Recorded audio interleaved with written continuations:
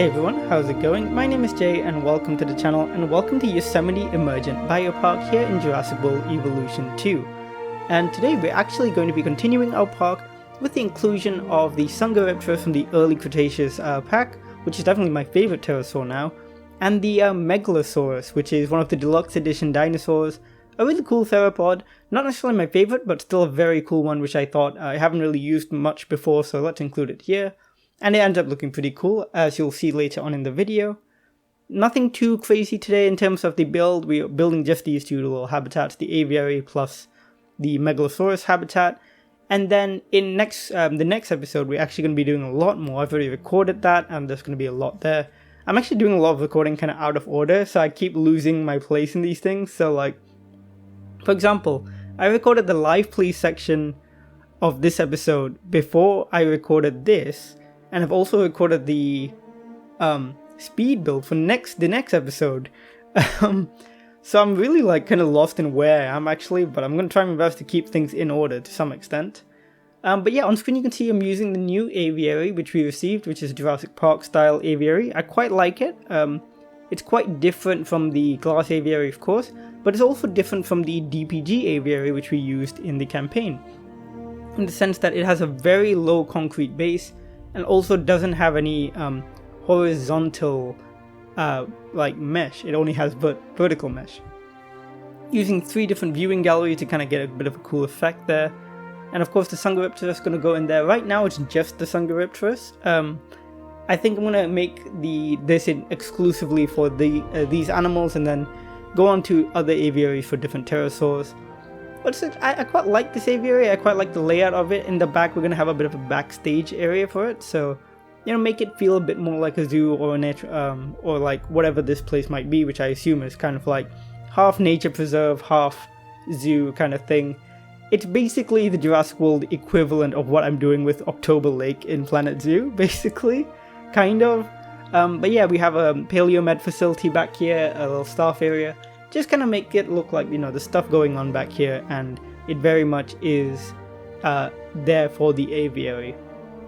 A big kind of river system in the aviary quickly, of course fish feeders for the pterosaurs, and then we're going to start with some environmental work in a bit. I really wanted to use a lot of rocks because the pterosaurs can land on rocks now, so I use plenty of rocks in a bit, and you'll see in a second. I especially love the big pointy temperate rock. It's a great rock to use to create perches, but in general I'm a big fan of all the rock textures they have in the game.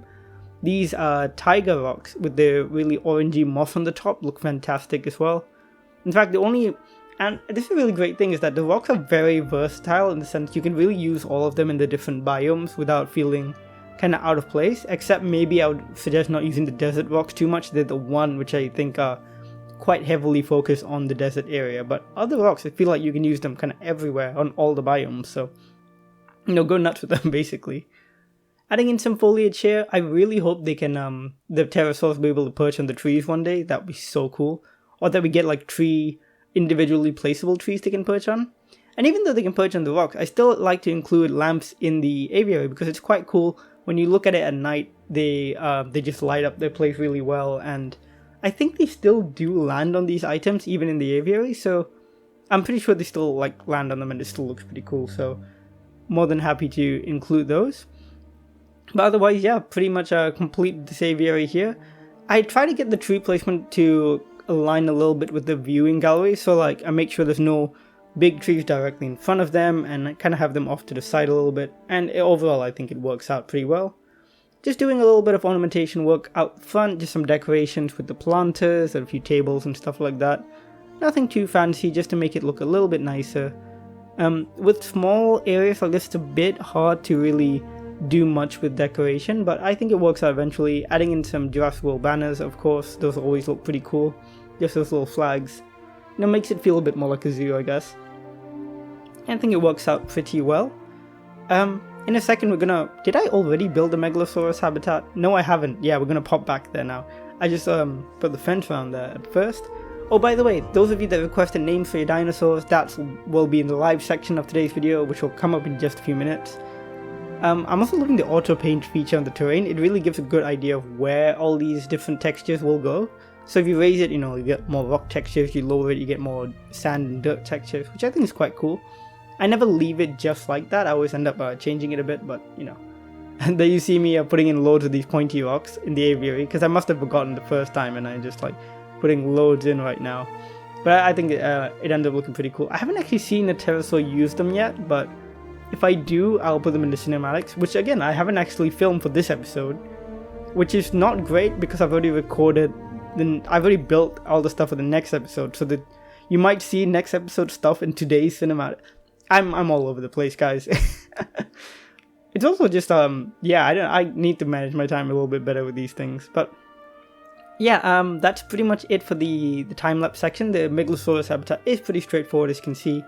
Slightly hilly kind of area, not too much to talk about here. But we're gonna hop into the this live play in just a second. And one quick apology. You're going to see the release animations for the Megalosaurus and the Sangha Riptors, and unfortunately I had an issue with the audio, so didn't get the audio for that. But yeah, I'll see you all in just a second. See you then.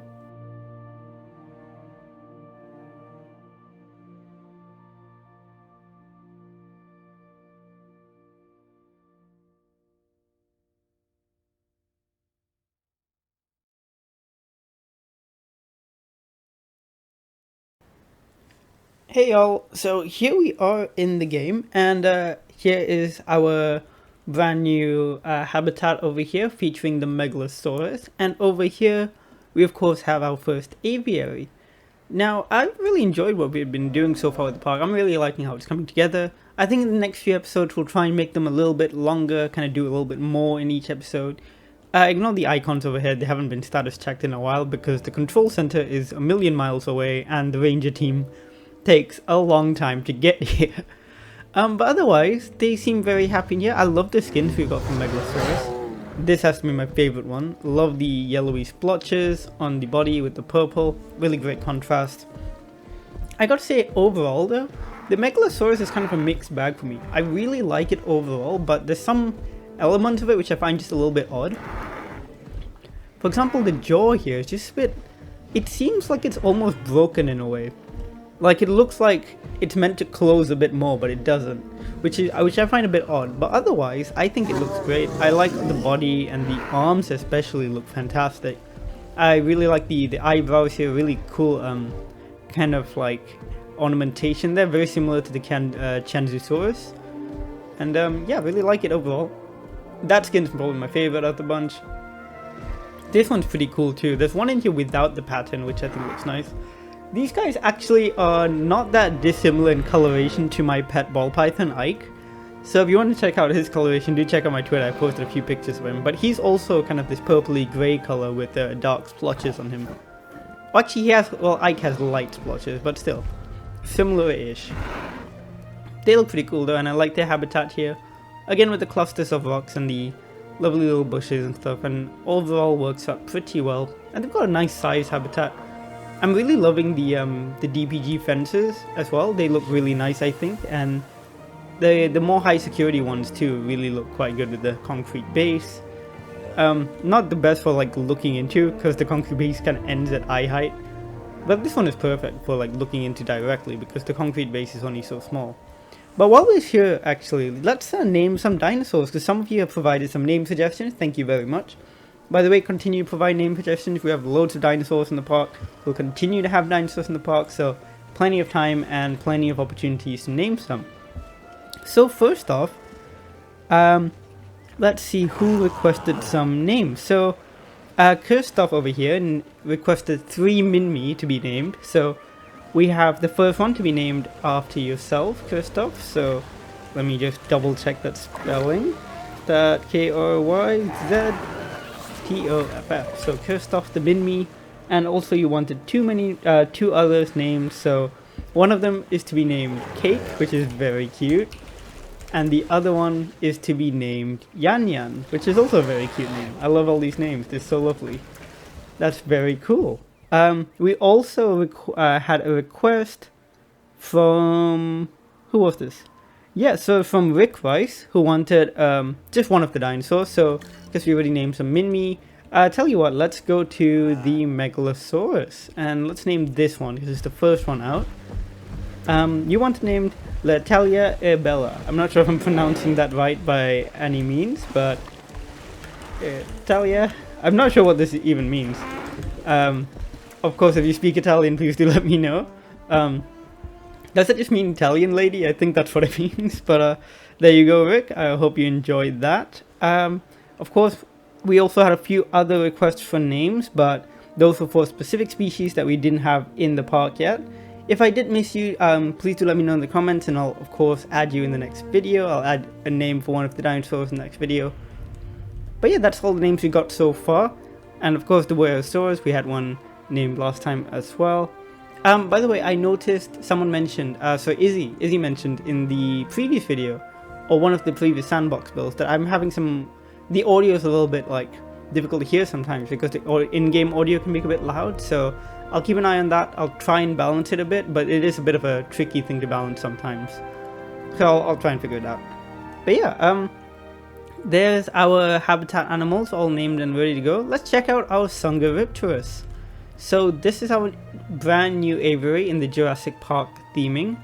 As you can see, we also have two Jurassic Park themed viewing galleries, with the central one being a Jurassic World themed aviary viewing gallery. So I really like the differences here, and it makes for quite an interesting look on the inside as well. We do have a bit of a glitch right now with this specific style of aviary where you can't really hear any audio from the animals inside, and hopefully that gets fixed. Oh, check that out, that's the drone that goes in and like checks up all our animals, so that's cool. I wonder if it refills the feeders too. I think it does. And off it goes. Zoom. I think the drone system is actually really cool here. It's like very futuristic and high-tech, and kind of feels like what you would see in a park like this. And let's have a look at our animals. Here's one right here, sat on the rock. Stunning. That must be one of my favorite crest colors. These guys probably are now my favorite pterosaur in the game. I think before this was Maurodactylus, which was actually a really big surprise, because I never thought I'd like Maurodactylus, but I really do. So currently I think Maurodactylus is number 2, Sangha is probably number 1, and I love that they sit on the rocks now. They're just so cool. I still like having the lights, because I imagine at night this would all look quite cool. Let's have a look at this one that's flying around. That's also a beautiful crest pattern. I think there's one of them in here without a pattern, and it looks kind of bizarre without it. But otherwise, I mean, they're a bizarre looking animal in general. They're fish eaters, or more specifically, they're quite likely to be shellfish eaters, because they have a jaw perfect for cracking open shellfish, or even eggs, or things like that. Anything which has a hard shell, with stuff on the inside that they can eat. They have a perfect jaw for that. Let's have a look. Let's follow this one. Really, really gorgeous animals. Their legs are kind of creepy. You may have seen from the exit animation when I played that earlier, that they have this like kind of running start before the exit on these really spindly legs, and that is just kind of weird, but they're really cool animals nonetheless, and I do love how they look. Of course, unfortunately, they still have the audio bug. Hopefully that gets fixed. It's not them specifically, not the animal, it's very much the aviary, I think, so hopefully that gets fixed.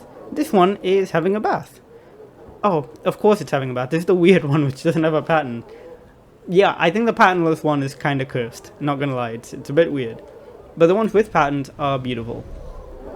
I wouldn't necessarily recommend this skin. I think I would recommend a darker skin, because then the pattern stands out a bit more. So that's what I would say. If you're going to put any of these in your parks, try going for a bit of a darker skin, and then the pattern on the crest and on the wings will really stand out, I think. But yeah, that's the aviary. I really like how it looks. Again, the fact that they can sit on rocks now is such a game changer. Really, really great stuff. The fact that they can just sit wherever they like, it's so cool. They haven't sat on any of the lamps, but they can do that as well. I like when they do sit on the lamps as well, it's pretty cool. Let's follow this one for a bit. Yeah, that is beautiful. I love how they fly and just like glide around. Really majestic looking creatures. And there he goes onto a rock. Okay, no, never mind. I gotta say, this is my favorite crest color out of all of them. That pattern, that blue and like pink and orange, really, really nice together. I haven't seen one sit right at the top of this peak here yet. I really hope they do, because that's exactly why I put that there, so you can have one at the peak of that pointy rock over there. Maybe this one will do it? Come on, buddy. You know you want to sit on the big pointy rock. Oh, is he going to do it? Are you going to sit on the big pointy rock? Oh, please do. Nope, you're just flying around. Where are you going anyways? That's so cool actually, watching them fly from above like this. That's a really cool view. I would love in the future for us to get like tree objects that they can perch on. Like I would love to see them perch on a tree.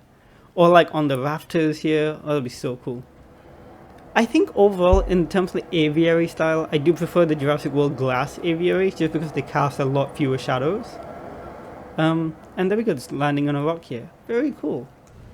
But this is probably a close second, and then there's the other type of aviary, which is the DPG one, which has the same mesh style, except it has the horizontal wire as well as the vertical wire. And that one's pretty cool too. The only other difference is that that aviary, the DPG one, has like a much thicker concrete base. This one actually you can kind of look in from ground level. The other one, the concrete base, goes up right to this first bar here. And of course the glass aviary too, it goes up quite high. So this one's pretty cool in the sense that you do get quite a low view of it. But yeah, so this is probably my second favorite. The glass one is still probably the best, just again because you can avoid those shadows and see everything in really the best way possible. And while we're here, let's look through these viewing galleries. Pretty cool. It's weird that the sides don't seem to have any glass in them. Like, surely that's a bit of a hazard. Like, some of the smaller flying reptiles could totally get through there. These are the Jurassic Park ones. I haven't seen the view through these.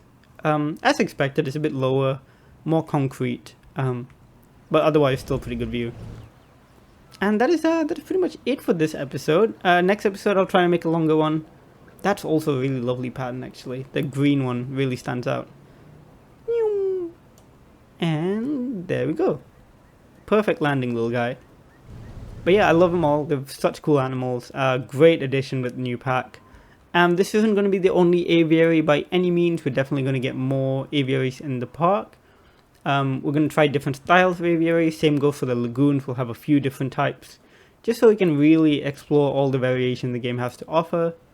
Back here is kind of a backstage area for the aviaries, which I imagine is dedicated for flying animals. That's where you have a paleomed facility, staff center, bathroom, you know, just all those stuff. And you know, any chance I get to use the DPG buildings, I'm going to use, because look at that, it's so cool. So utilitarian, but just so good. Really love them. But yeah, that is it for today's episode. I hope you guys enjoyed it. Please do let me know what you thought in the comments down below. Do leave a like on the video if you did like it. Do subscribe, of course, for more Jurassic World Evolution 2 content. And with all being said, I will see you all in the next video. Bye everyone.